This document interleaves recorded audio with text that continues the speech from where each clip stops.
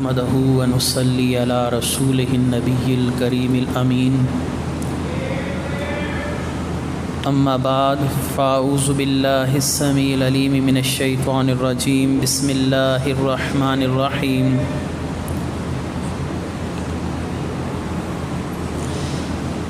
قال الله تبارك وتعالى في القرآن الحكيم ان اللہ وملائکتہ یصلون علی النبی یا ایہا الذین آمنوا صلوا علیہ وسلموا تسلیما الصلاۃ والسلام علیک یا رسول اللہ الصلاۃ والسلام علیک یا نبی اللہ الصلاۃ والسلام علیک یا شفیع المذنبین وعلی آلک واصحابک یا رحمۃ للعالمین۔ اللہ وحدہ لا شریک اما نوالہ و اتم برہانہ کی حمد و ثنا۔ نبی مکرم وجہ تخلیق کائنات جان رحمت حضرت محمد مصطفیٰ صلی اللہ علیہ وسلم اور آپ کے جمیع آل و اصحاب کی بارگاہ ناز میں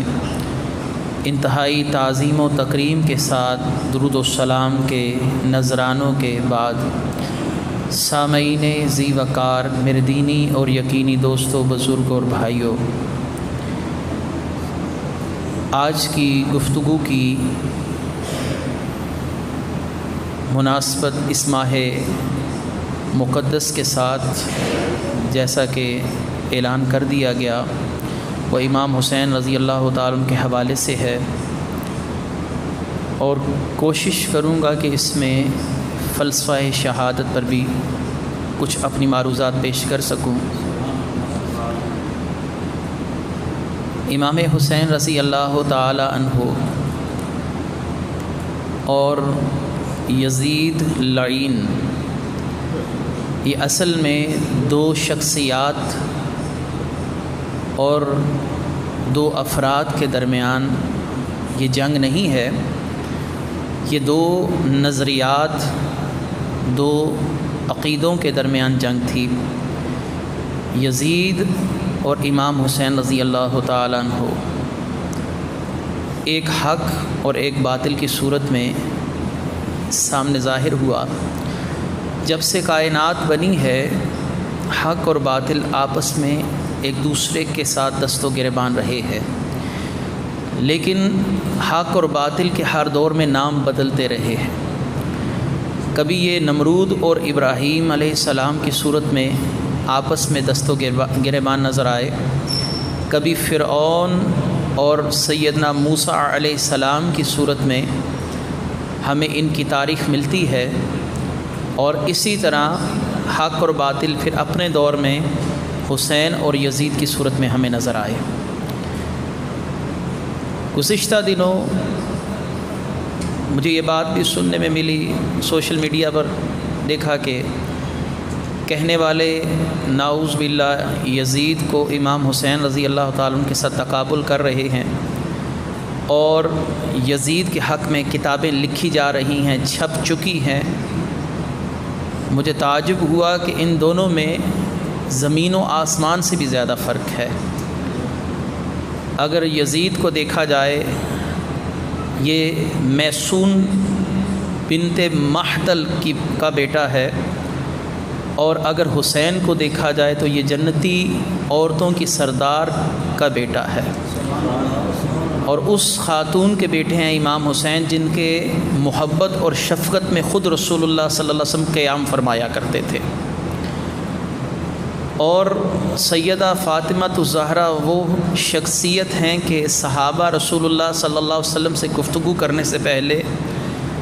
اجازت طلب کرنے کے انداز میں کہتے تھے، بے ابی و امی یا رسول اللہ صلی اللہ علیہ وسلم، فدا کا ابی و امی یا رسول اللہ صلی اللہ علیہ وسلم، ہمارے ماں باپ آپ پر قربان۔ پھر اس کے بعد گفتگو شروع کرتے تھے۔ ادھر سیدہ پاک ہیں کہ رسول اللہ ان سے فرماتے تھے، میرے ماں باپ تجھ پر قربان فاطمہ۔ تو کسی صورت میں تقابل تو بنتا ہی نہیں۔ یزید دمشق کے گلی کوچوں میں اور اوباشوں میں کھیل کر جوان ہوا ہے، اور حسین رسول اللہ کی زبان چوس کر جوان ہوئے ہیں۔ اور یزید کی صحبت اوباش لڑکوں کے ساتھ تھی جو برائی کا ارتکاب کرنا قابل فخر سمجھتے تھے، اور حسین رسول اللہ صلی اللہ علیہ وسلم کے کندھوں پر بیٹھ کر جوان ہوئے ہیں۔ صحابہ کرام کہتے ہیں ایک دفعہ رسول اللہ صلی اللہ علیہ وآلہ وسلم نے نماز پڑھاتے ہوئے طویل سجدہ کیا، تو ایک صحابی کہتے ہیں میرے دل میں خیال آیا کہ کہیں آپ صلی اللہ علیہ وآلہ وسلم رحلت تو نہیں فرما گئے، یا میں سر اٹھا کر دیکھوں کہ اتنا طویل سجدہ تو آپ نے کبھی نہیں کیا۔ نبیوں کے تاجدار پیغمبر اسلام صلی اللہ علیہ وسلم سجدے میں تھے، تو میں نے اٹھ کر دیکھا کہ حسین آپ کے اوپر بیٹھے ہوئے تھے۔ رسول اللہ نے اپنے سجدے کو حسین کے لیے طویل کیا ہے، اور رسول اللہ صلی اللہ علیہ وآلہ وسلم نے متعدد مقامات پر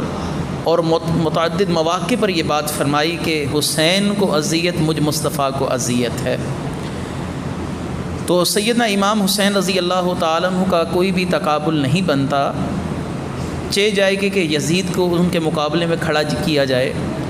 یزید کے تو مسلمان ہونے میں بھی علماء کو اشکالات ہیں، ایک طرف جنتی نوجوانوں کے سردار ہیں، اور دوسری طرف وہ بدبخت ہے جس کے مسلمان ہونے میں بھی علماء کو شک و شبہات ہیں۔ تو اس لیے ہر چیز اپنے مقام پر اچھی لگتی ہے۔ تو آج کی گفتگو وہ شہادت کے فلسفے کے لیے جو میں نے منتخب کی اس طرف لوٹتا ہوں۔ قرآن کریم فرقان حمید 3 قسم کے علوم پر مشتمل کتاب ہے۔ ایک علم العقائد، اور ایک علم الاحکام، اور ایک علم التذکیر۔ علم العقائد یعنی جس کو ہم علم المخاصمہ بھی کہتے ہیں، اس کے اندر ہم قرآن کریم میں اللہ تعالیٰ کی وحدانیت، رسول اللہ صلی اللہ علیہ وسلم کی رسالت، قیامت کا آنا اور دیگر ایسے امور سے گفتگو کرتے ہیں جو عقیدے سے متعلق ہوتے ہیں۔ اور ایسے ہی علم الاحکام کا تعلق حلال اور حرام کے دائرہ کار کے ساتھ ہے۔ قرآن کریم میں فرمایا گیا تم پر حرام کر دیا گیا مردہ جانور کا گوشت، خنزیر، بہتا ہوا خون۔ تو ان آیات کا تعلق علم الاحکام کے ساتھ ہے کہ تم پر کس کے ساتھ نکاح کرنا حرام کیا گیا اور تمہارے ساتھ کس کا نکاح کرنا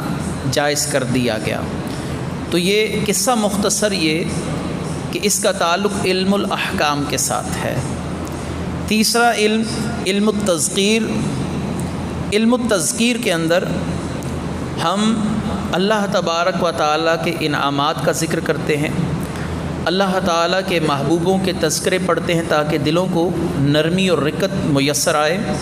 اور اس کے اندر اللہ تبارک و تعالیٰ نے اگر گزشتہ کسی قوم پر کوئی احسان کیا ہو اس کا تذکرہ پڑھتے ہیں۔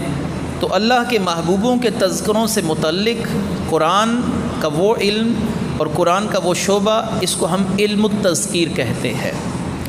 جیسے پچھلی امتوں کے واقعات، سیدنا یوسف علیہ السلام کا واقعہ،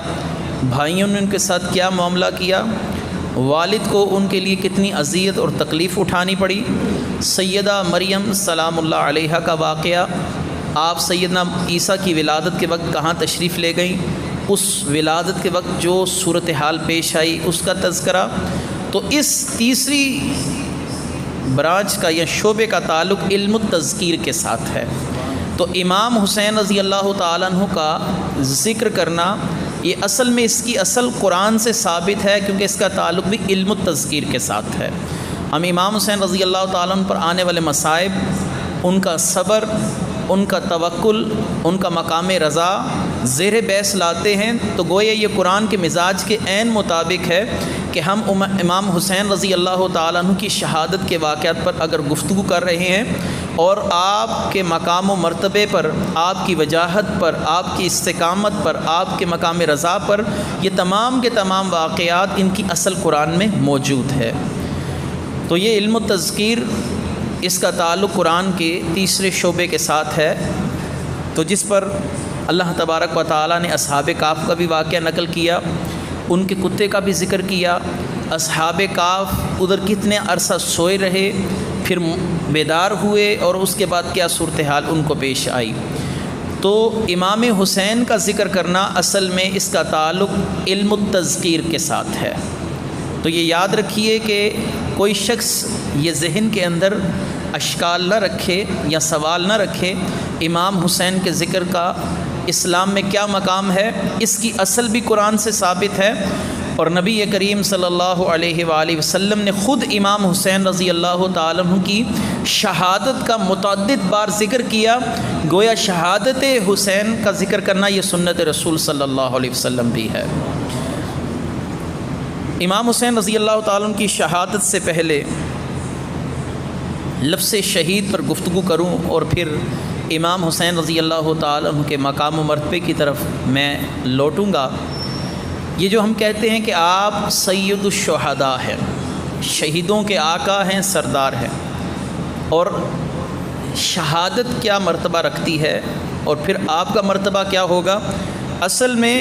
لفظ شہید کا مطلب ہوتا ہے حاضر ہو جانے والا، حاضر ہو جانے والا، اس کو ہم شہید کہتے ہیں۔ جیسے ہم اللہ مغفر لحینا و میتنا و شاہدنا پڑھتے ہیں، جو اس جنازے میں حاضر ہیں یا اللہ ان کی مغفرت فرما۔ تو شہید کا پہلا مطلب ہوتا ہے حاضر ہو جانے والا۔ تو اللہ تبارک و تعالی ان لوگوں کو وہ اس مقام و مرتبے پر فائز فرماتا ہے کہ ان کو جیسے ہی وقت شہادت ان کی روح کو قبض کیا جاتا ہے تو ان کو فوراً اللہ کی بارگاہ میں حاضر کر دیا جاتا ہے۔ اس لیے کہا جاتا ہے یہ شخص شہید ہوا۔ سیدنا جابر بن عبداللہ انصاری رضی اللہ تعالیٰ عنہ، آپ کے والد احد کے معرکے میں شہید ہوئے، مسلح کیا گیا، اعضاء کاٹ دیے گئے، آنکھیں نکال دی گئیں، کان کاٹ دیے گئے، زبان کاٹ دی گئی، ہونٹ وہ بھی کاٹ دیے گئے، اور جسم کا ایک ایک حصہ زخموں سے چور تھا۔ تو اپنے والد کی میت کو دیکھ کر، اپنے والد کی لاش کو دیکھ کر جابر بن عبداللہ انصاری زار و قطار روتے روتے رسول اللہ صلی اللہ علیہ وسلم کے پاس کھڑے ہو گئے، کہنے لگے یا رسول اللہ صلی اللہ علیہ وآلہ وسلم، شہادت یہ میرے والد کو جو نصیب ہوئی ہے تو میرے لیے ایک غم کی کیفیت ہے، میرے والد دنیا سے پردہ کر گئے، لیکن اس پر مزید یہ کہ میرے والد کے ساتھ مسلح کیا گیا ہے، ان کا چہرہ بگاڑ دیا گیا، اعضاء کاٹ دیے گئے۔ آپ صلی اللہ علیہ وآلہ وسلم نے صحابہ کو حکم دیا کہ جابر بن عبداللہ کے والد یعنی عبداللہ رضی اللہ تعالیٰ عنہ کی جسد اقدس پر چادر ڈال دی جائے۔ پھر آپ صلی اللہ علیہ وآلہ وسلم کی آنکھوں سے آنسو بہہ رہے تھے۔ آپ نے فرمایا جابر تو اس بات پر راضی نہیں ہے کہ اس وقت جب تو ادھر کھڑا میرے پاس اپنے والد کے لیے فریاد رسی کر رہا ہے، رو رہا ہے، تیرا رب تیرے والد سے براہ راست کلام فرما رہا ہے، تیرا رب تیرے والد سے براہ راست بلا حجاب کلام فرما رہا ہے، تیرے والد کو رب کی بارگاہ میں فوراً پیش کر دیا گیا ہے، اور تیرے والد اللہ کی بارگاہ میں ملتمس ہیں یا اللہ مجھے ایک زندگی پھر دے، میں اسی طرح شہید ہو کے تیری بارگاہ میں دوبارہ لایا جاؤں۔ تو سیدنا جابر بن عبداللہ انصاری کو رسول اللہ نے فرمایا کہ تیرے والد کو اب اللہ کی بارگاہ میں حاضر کر دیا گیا ہے، پیش کر دیا گیا ہے۔ یا دوسری جہت اس کی یہ بھی ہو سکتی ہے، شہید کے جب وصال کا وقت آتا ہے اور اس کی روح قبض ہونے کا وقت آتا ہے تو آسمان کے ملائکہ اور ملک الموت خوبصورت نوجوانوں کی صورت میں سفید لباس میں ملبوس اس کے پاس حاضر ہو جاتے ہیں، اور حوریں اور غلمان اس کے پاس حاضر ہو جاتے ہیں۔ اس لیے ایسے شخص کو شہید کہا جاتا ہے، اس کے پاس فرشتے حاضر ہو جاتے ہیں اور ایک اچھے انداز سے حاضر ہوتے ہیں۔ سیدنا سعد بن معاذ رضی اللہ تعالیٰ عنہ 37 سال آپ کی عمر مبارک تھی جب آپ شہید ہوئے، اور آپ کے وصال کا رسول اللہ کو اتنا دکھ تھا کہ صحابہ کہتے ہیں کہ ہم نے آپ کی داڑھی مبارک سے آنسو بہتے ہوئے دیکھے ہیں۔ آپ رسول اللہ صلی اللہ علیہ وسلم کی بارگاہ میں عرض کرتے ہیں یا رسول اللہ دعا کیجیے اللہ مجھے شہادت کی موت نصیب فرمائے۔ آپ صلی اللہ علیہ وآلہ وسلم نے ان کے لیے دعا فرمائی، اور سیدنا سعد بن معاذ رضی اللہ تعالیٰ عنہ کو ایک غزوے کے اندر تیر پیوست ہوا جو آپ کے حلق کے اندر جا کر پیوست ہوا، جس سے آپ کی گردن کی رگیں کٹ گئیں۔ آپ کو اٹھا کر لایا گیا اور آپ کی گردن کے گرد آپ صلی اللہ علیہ وسلم نے اپنے ہاتھ سے پٹی لپیٹ دی تاکہ خون کا بہنا کم ہو جائے۔ آپ کو ایک خیمے کے اندر لٹا دیا گیا۔ رسول اللہ صلی اللہ علیہ وسلم خود سیدنا سعد بن معاذ رضی اللہ تعالی عنہ کے پاس تشریف لے کر گئے، تو آپ صلی اللہ علیہ وآلہ وسلم نے دیکھا کہ وہ حالت نزاع میں ہیں، ان کے وصال کا وقت ہے۔ آپ صلی اللہ علیہ وآلہ وسلم صحابہ کے سامنے اپنے لمبے لمبے قدم اٹھاتے ہوئے خیمے سے باہر تشریف لے آئے۔ آپ نے صحابہ کو کہا کہ تمہیں معلوم ہے کہ اس کے پاس فرشتے اور جنت میں جو اس کی بیویاں بنیں گے حوریں وہ آ چکے ہیں، اس لیے میں نے اپنے قدموں کو لمبے لمبے قدم اٹھاتے ہوئے اس سے باہر نکل آیا۔ اور سعد بن معاذ یہ صحابی رسول ہیں، اور عظمتوں اور بلندیوں کے یہ ہمارے لیے منارے ہیں، یہ صحابہ کرام۔ ابھی تو صحابہ کے لیے بے ادبیاں کرنے والے پیدا ہوئے بدبخت لوگ۔ تو رسول اللہ صلی اللہ علیہ وسلم کے ذرا صحابی کے الفاظ سنیے۔ جب سعد بن معاذ کی شہادت ہوئی تو یہ صحیح حدیث ہے جس کو امام ابن حبان نے صحیح میں اپنی روایت کیا کہ رسول اللہ صلی اللہ علیہ وسلم نے ارشاد فرمایا کہ سعد بن معاذ کے وصال سے اللہ کا عرش بھی ہل گیا ہے۔ 37 سال کا نوجوان ہے اور آپ صلی اللہ علیہ وآلہ وسلم نے فرمایا عرش بھی ہل گیا۔ تو میں اس کی تشریح پڑھ رہا تھا، شیخ محقق نے جو اشیاۃ اللمعات کے اندر لکھی ہے کہ عرش بھی ہل گیا، تو انہوں نے کہا اس کی ایک تفسیر اور تشریح اور بھی کی جا سکتی ہے۔ وہ یہ ہے کہ سعد بن معاذ کے وصال سے ان کی روح کو اللہ کی بارگاہ میں جب پیش کیا جائے گا تو عرش اس خوشی سے جھوم اٹھا ہے کہ آج مجھے سعد بن معاذ رضی اللہ تعالیٰ عنہ کی روح مبارکہ کو دیکھنے کی سعادت ملے گی۔ تو یہ انہوں نے دوسری تفسیر شیخ محقق نے کی ہے۔ تو شہید کے پاس حوریں اور فرشتے حاضر ہوتے ہیں، اس لیے اس کو شہید کہا جاتا ہے۔ یا ایک اس کا معنی ہوتا ہے پا لینے والا، فمن شاہد منکم الشہر، پھر جو تم میں اس مہینے کو پائے، یہ قرآن کی آیت ہے، جو روزوں کے مہینے کو پائے۔ تو یہاں پر شاہدہ کا مطلب ہوتا ہے پا لینے والا۔ تو اس لحاظ سے اگر شہید کی تشریح کی جائے پا لینے والے کے لحاظ سے، تو اللہ تبارک و تعالیٰ اس کو مرنے سے پہلے ہی جنت میں اس کا مقام پہلے دکھا دیتا ہے، اس کو جنت کی بشارت دی جاتی ہے، وہ مرنے سے پہلے جنت پا لیتا ہے۔ اور دوسرا معنی اس کا یہ ہے کہ اس کو خوشخبری دی جاتی ہے، اس کو پروانہ دے دیا جاتا ہے، وہ پروانہ پا لیتا ہے کہ تو راضی ہو جا، اللہ تجھ سے راضی ہے، تجھے قبر کے اندر عذاب نہیں دیا جائے گا۔ وہ خوشی خوشی اللہ کی بارگاہ میں حاضر ہوتا ہے۔ یا تیسری تفسیر علماء کرام نے یہ اس کے لیے کی ہے کہ جب اس کے وصال کا وقت آتا ہے وہ کس چیز کو پاتا ہے، تو اس کی تیسری تشریح جو حدیث کی روشنی میں کی گئی، اس کو فرشتے آ کر کہتے ہیں کہ تجھے مبارک ہو، تجھے 70 لوگوں کی شفاعت کا پروانہ عطا کر دیا گیا ہے، تجھے 70 لوگوں کی شفاعت جن کے لیے جہنم لازم ہو چکی، جہنم واجب ہو چکی، تجھے پروانہ دے دیا گیا۔ وہ پروانہ پا لیتا ہے کہ میں اس دنیا سے رخصت ہوں گا تو اللہ مجھ سے تو راضی ہے، اور جس کی میں شفاعت کروں گا اللہ اس سے بھی راضی ہو جائے گا۔ تو شہید کا مطلب دوسرا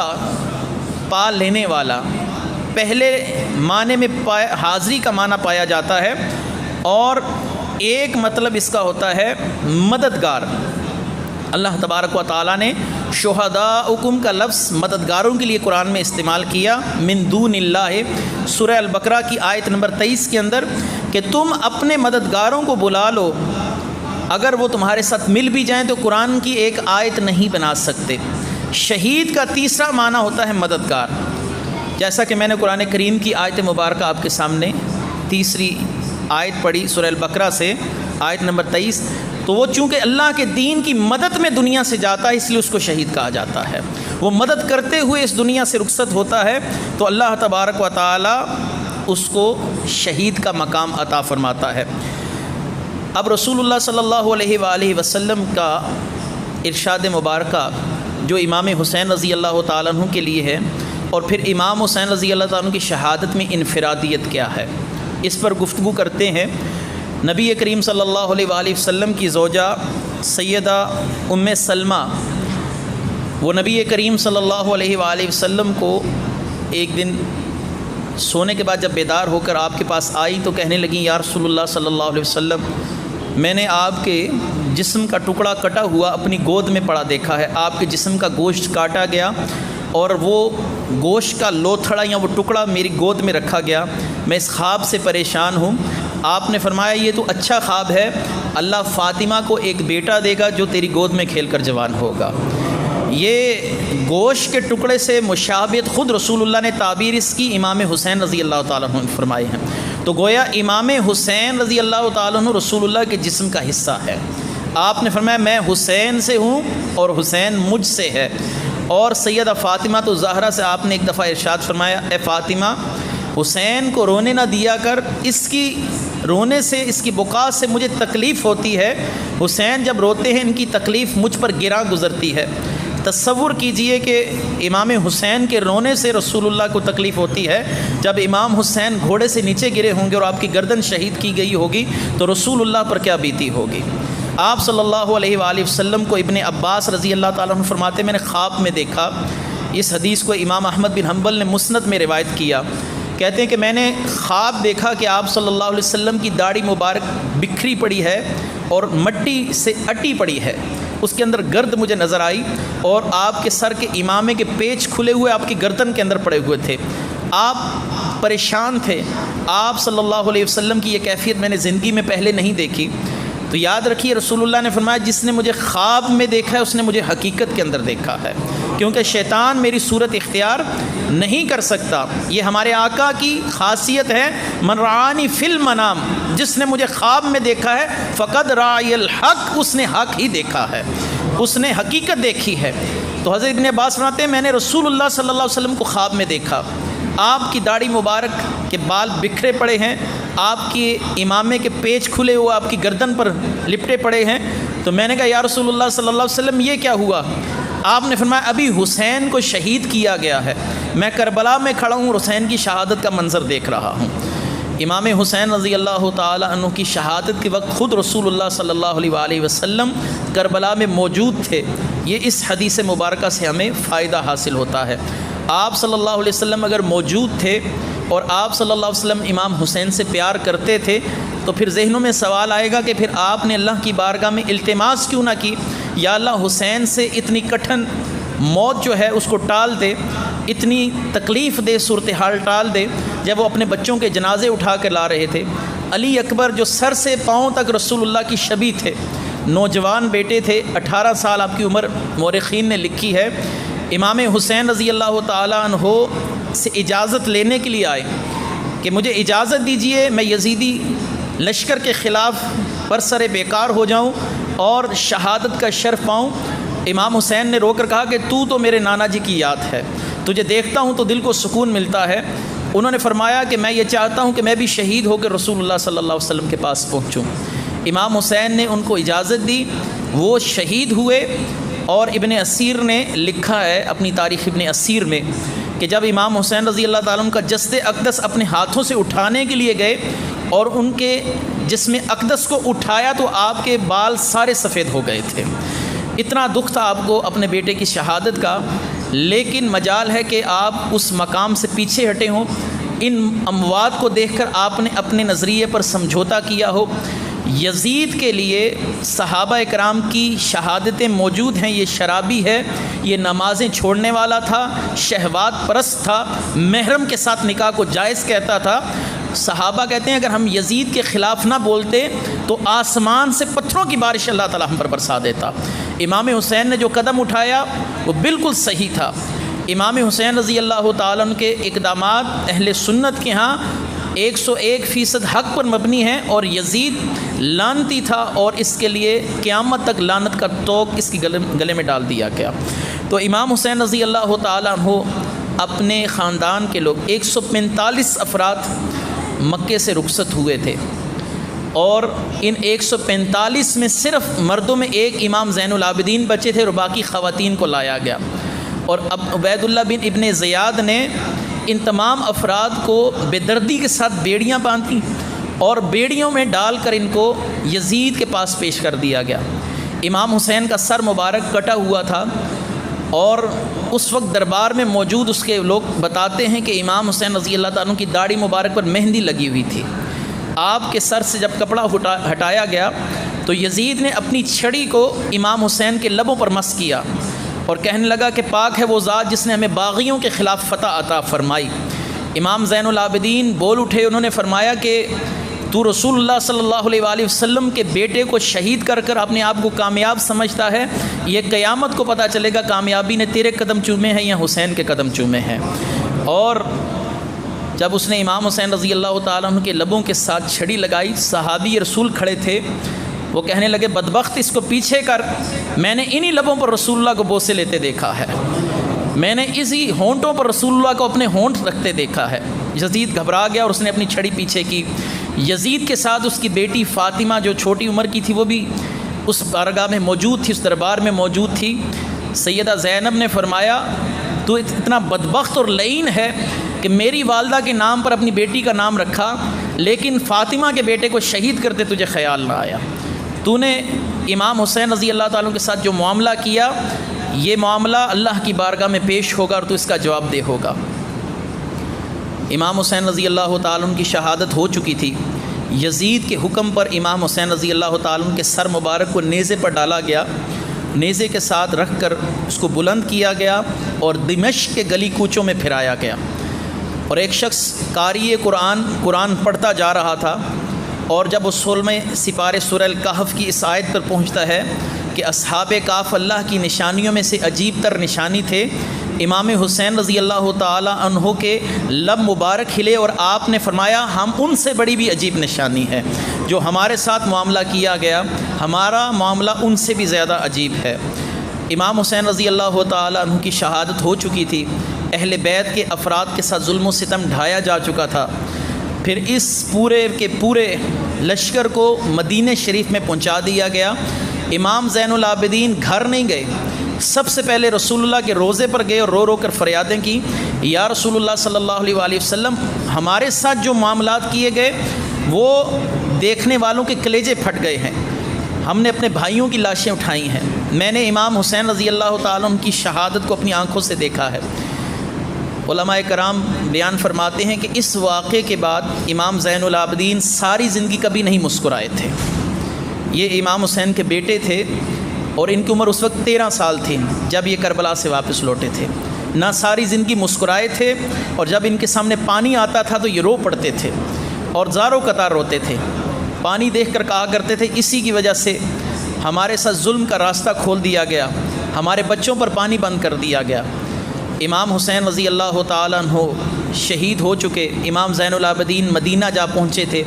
آپ کا تمام خاندان مدینہ جا پہنچا تھا۔ اللہ تبارک و تعالیٰ کی کرنی ایسی ہوئی، پھر یزید نے